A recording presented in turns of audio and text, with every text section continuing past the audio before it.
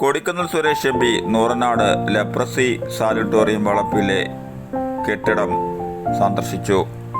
കഴിഞ്ഞ ദിവസം കനത്ത മഴയിലാണ് നൂറനാട് ലെപ്രസി സാനിറ്റോറിയം വളപ്പിൽ പുതിയതായി നിർമ്മിച്ച ബ്ലോക്കിന്റെ മുകൾ ഭാഗം ചോർന്ന് ഒലിക്കുന്ന നിലയിൽ ആയത്.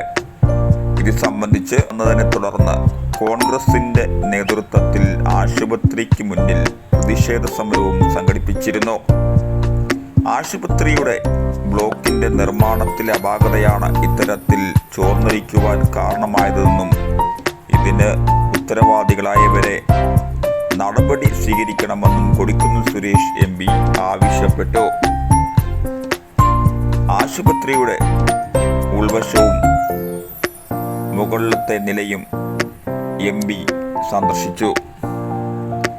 എം പിയോടൊപ്പം കോൺഗ്രസിന്റെ നേതാക്കളായ കോൺഗ്രസ് മുൻ ബ്ലോക്ക് പ്രസിഡന്റും താമരക്കുളം ഗ്രാമപഞ്ചായത്ത് പ്രസിഡന്റുമായ ജി വേണു, താമരക്കുളം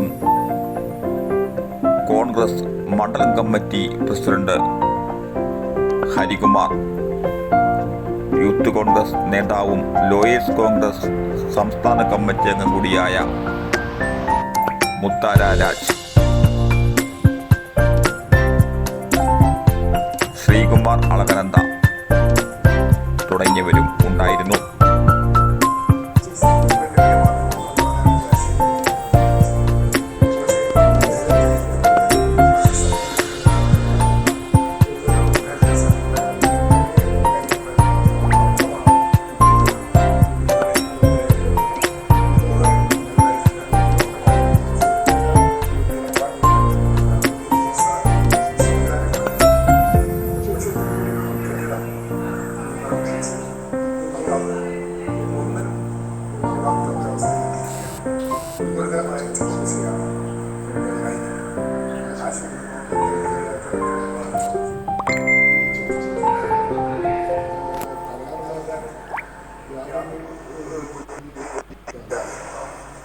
ഈ ആശുപത്രിക്കെല്ലാം പണിത് സർക്കാരിനെ ആരോഗ്യ മുമ്പ് ഈ കെട്ടിടം പൊതുമരാമത്ത് വകുപ്പ് ഏറ്റെടുക്കുമ്പോൾ ഈ കെട്ടിടത്തിൻ്റെ നിർമ്മാണം സുനിശ്ചിതമാണ്.